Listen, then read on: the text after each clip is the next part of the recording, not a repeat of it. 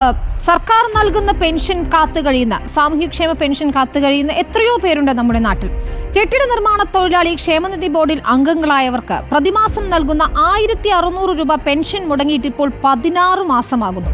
കൃത്യസമയത്ത് മസ്റ്ററിംഗ് ചെയ്യുകയും പെൻഷൻ പുതുക്കുകയും ചെയ്തിട്ടും കഴിഞ്ഞ 1.5 വർഷത്തോളമായി പെൻഷൻ തുക ലഭിക്കുന്നില്ല എന്നാണ് ഭൂരിഭാഗം പേരുടെയും പരാതി.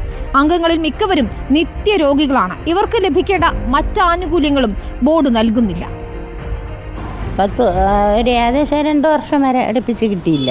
അതിന് ശേഷം ഇപ്പോൾ 1 മാസത്തെ വന്നു. അവർ പറഞ്ഞ ഫണ്ടില്ല ഇവരെ തരുമ്പം മരുന്ന് വാങ്ങിക്കില്ലാത്തപ്പോൾ ചുമ്മായിരിക്കും. ആനുകൂല്യങ്ങളും മുടങ്ങി കിടക്കണില്ല. അത് ഉടനെ കൊടുത്തു തീർക്കാൻ വേണ്ടി ഉടനെ ചെയ്യുമെന്നാണ് ഇപ്പോൾ പറയണത്. കഴിഞ്ഞ 23-24 കുടിശ്ശികയുണ്ട്. അപ്പോൾ അതെല്ലാം തീർത്ത് ഇപ്പോൾ തരും. ഒരു 3-4 മാസത്തിനുള്ളിൽ കുടിശ്ശിക തീർത്ത് എല്ലാം തരാനുള്ള പൈസ വന്നാൽ മതി എന്നാണ് അവരിപ്പോൾ ഞാൻ ചോദിച്ചപ്പം പറഞ്ഞത്. ഒന്നിനും കഴിയണില്ല. 100,000 രോഗം, ഹാർട്ടിനൊക്കെ കുഴപ്പം, ഒരു നിവൃത്തിയില്ല. 2 മക്കളുണ്ട്. അവരെ ജീവിതം. എൻ്റെ ചേട്ടൻ മരിച്ചിട്ട് പിന്നെ അങ്ങനെ ഉള്ള സാന്ത്വന പെൻഷൻ്റെ ഇത് തന്നെയാണ് കൊടുക്കണേ. ആനുകൂല്യം വേറെ ഒന്നുമില്ല. അരുൺ സോളമനുണ്ട് വിശദാംശങ്ങളുമായി. അരുൺ, അവരുടെ ദുരവസ്ഥ നമുക്ക് ആ വാക്കുകളിൽ തന്നെ വ്യക്തമാണ്. ഇത്ര അധികം തുക മുടങ്ങിയിരിക്കുന്നു. അതായത് 16 മാസമായി 1600 രൂപ വെച്ചാണ് ഇവർക്ക് നൽകേണ്ടത്. പക്ഷേ ഫണ്ടില്ല എന്നാണോ ന്യായീകരണം? എന്ത് ചെയ്യണമെന്ന പാവങ്ങളുടെ ചോദ്യങ്ങൾ സർക്കാർ കേൾക്കില്ലേ? വിനീത, പ്രധാനമായിട്ടും സംസ്ഥാനത്ത് കെട്ടിട നിർമ്മാണ തൊഴിലാളി ക്ഷേമനിധികൾ ഈ പെൻഷനുമായി ബന്ധപ്പെട്ട് കഴിഞ്ഞ 18 മാസത്തിനിടയിൽ 2 തവണ മാത്രമാണ് പെൻഷൻ നൽകിയിരിക്കുന്നത്.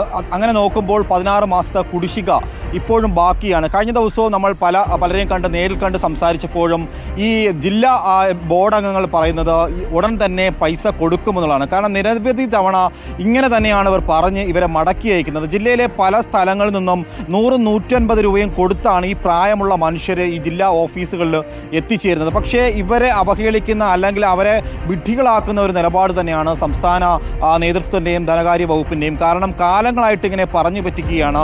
1.5 വർഷത്തോളമാകുന്നു ഇവർക്ക് പെൻഷൻ കിട്ടിയിട്ട്. ഭൂരിഭാഗവും നിത്യരോഗികളാണ്. എല്ലാവരും പ്രമേഹവും ഹൃദയ സംബന്ധമായിട്ടുള്ളതും ക്യാൻസർ രോഗികളടക്കമുള്ളവർ ഈ ക്ഷേമ പെൻഷൻ കൈപ്പറ്റുന്നവരുണ്ടായിരുന്നു. അവരുടെ ഏക ആശ്രയമായിരുന്നു. പക്ഷേ ഇതിൽ പ്രധാനമായിട്ട് നിയമസഭയിൽ വി ശിവൻകുട്ടി പ്രധാനമായും ഉന്നയിച്ച ഒരു കാരണം ബിൽഡിംഗ് സെസ്സാണ് ഈ കെട്ടിട നിർമ്മാണ തൊഴിലാളികളുടെ പ്രധാന പെൻഷൻ വരുമാന മാർഗമായിട്ട് കണക്കാക്കിയിരുന്നത്. പക്ഷേ അത് ഒരു കാരണമായിട്ടോ അല്ലെങ്കിൽ ഒരു മുടന്തൻ ന്യായമായിട്ടേ കണക്കാക്കാൻ കഴിയൂ. കാരണം സംസ്ഥാനത്തിന് ഒരു മാസം 62 കോടി രൂപ പെൻഷന് മാത്രമായിട്ട് ചെലവ് വരും. പക്ഷേ ബിൽഡിംഗ് സെസ്സായിട്ട് കിട്ടുന്നത് 30 കോടി രൂപ മാത്രമാണ്. അങ്ങനെ വരുമ്പോൾ ബാക്കി 32 കോടി രൂപ എവിടെ നിന്ന് കണ്ടെത്തുമെന്നുള്ളത് ഒരു ചോദ്യം തന്നെയാണ്.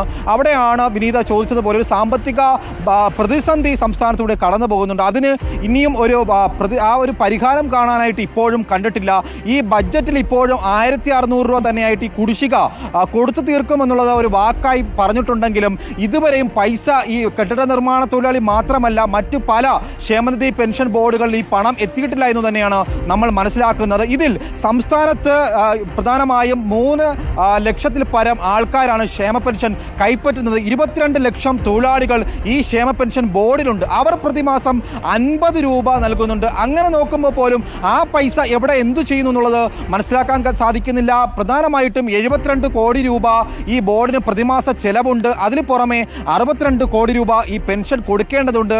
ഇത്തരത്തിൽ വലിയ പ്രതിസന്ധിയിലൂടെ പെൻഷൻ ബോർഡ്, അത്തരത്തിൽ കെട്ടിട നിർമ്മാണ ഈ തൊഴിലാളികളുടെ ബോർഡ് കടന്നു പോകുന്നു. ഇതിനൊരു ശാശ്വതമായിട്ടുള്ള ഒരു പരിഹാരം കണ്ടെത്തേണ്ടതുണ്ട്. കാരണം മക്കൾ ഉപേക്ഷിച്ച മാതാപിതാക്കളുണ്ട്. അവരുടെ ഏക ആശ്രയമാണ് ഈ മാസം കിട്ടുന്ന 1600 രൂപ. അതുപോലും പലപ്പോഴും അവരുടെ ആരോഗ്യത്തിൻ്റെ അല്ലെങ്കിൽ ആശുപത്രി ചിലവിനോ മരുന്നുകൾ വാങ്ങാനോ പലപ്പോഴും തികയുന്നില്ല എന്നുള്ളൊരു പരിഭവം കൂടി പങ്കുവെക്കുന്നുണ്ട്. ഇത് സർക്കാർ തുറന്നു കാണേണ്ടതുണ്ട് വിനീത.